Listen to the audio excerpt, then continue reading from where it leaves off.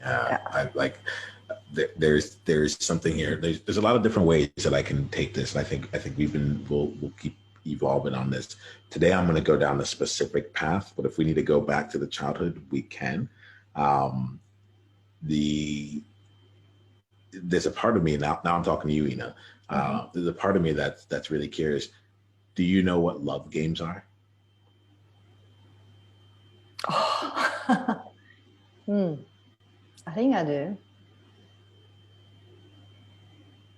But you definitely know what power games are. Oh, in in power games, I'm very experienced. Yeah. I love that you said experienced actually, because you said like the fear is that if you go down the power side, it will ruin everything that's been built, everything that's been finally created. There'll be no space for love, and that you'll hold back your emotions and then start playing power games. Um, does that feel comprehensive? Absolutely, it's good. Yeah, yeah. I think there is, and what was coming for me was I'm like, oh, I got a mental image of love being saying like I finally have it, it's mine, and it's like and it's finally here, and I know I've been imagining years where like if there was a bus, love was all the way like on the bus, and every once in a while she gets to come up, but like generally speaking, Yep. like she gets to come up, she gets to sit in the passenger seat, but she never gets to like actually drive the bus Nope. at all, right? Absolutely never. Yeah, yeah, and I think this is important here because uh, and power was driving. Would you say power was driving at that time? Oh yeah. Okay, for you in your bus right now, who's like how what's who's on the bus with you, and who's driving? Now is love driving, definitely, as you said.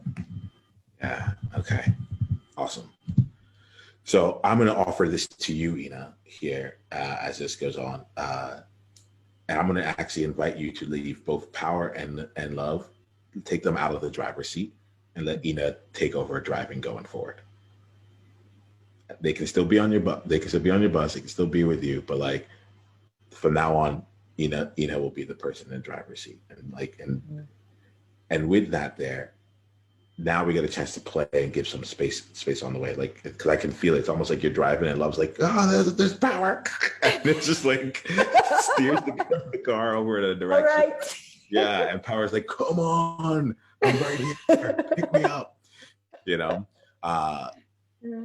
and what I was as you were talking, the intuitive element of this all, as much fun as I'm having with this here, it feels like the into the experience of having love meet power, or having like that experience is not actually something that you have readily cataloged or readily recognized within you. So the experience of there being space for love with power, is there truth to that? When I say that, does that make sense? When I say that, I want to make sure I'm not being too high No, level no, in my it, language. it it it makes sense. It just they've been together all this way. It just one of them was always completely suppressed. Yeah. Okay. And then and I think what I'm inviting here is that to me, I call it like it's like the Hunger Games paradox, where it's like one's been it's actually just like things of oppression and suppression, right? Where it's like, oh, I've been suppressed, now I'm the top person, and now Yep. and the only thing I know is to suppress, and it's like you're still out of the balance, out of the true Mhm. integration, right? Yep. It's like you can be a part of the core, but just in that little corner. So Yeah. what feels real here is like, okay, how do we start calibrating such that the two of them get more, both of them get the space there, and almost like I feel when you talk about love, I feel the fear.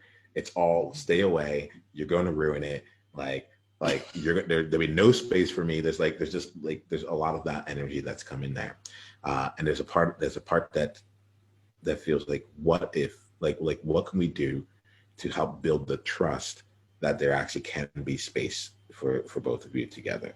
Like, what might that look like? And I'm going to play back some of your work. Yeah, go ahead.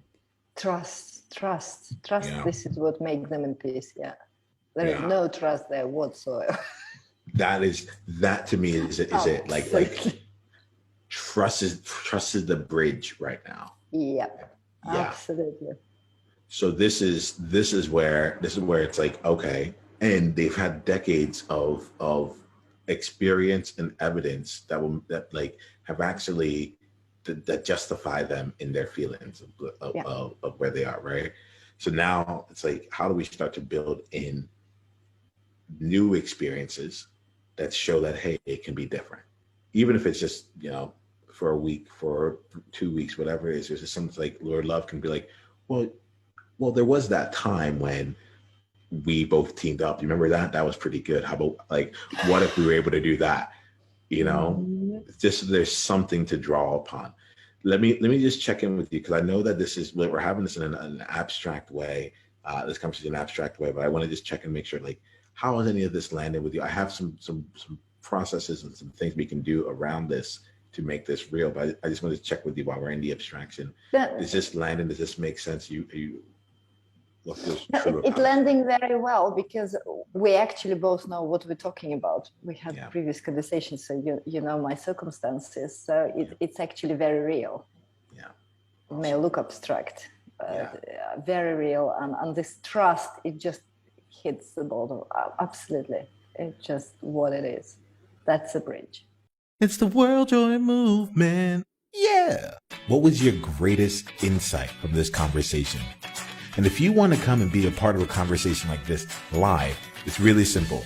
Just go to beworldjoy.com and come introduce yourself, and let's take the conversation to the next level, because you're there now. All right, let's play.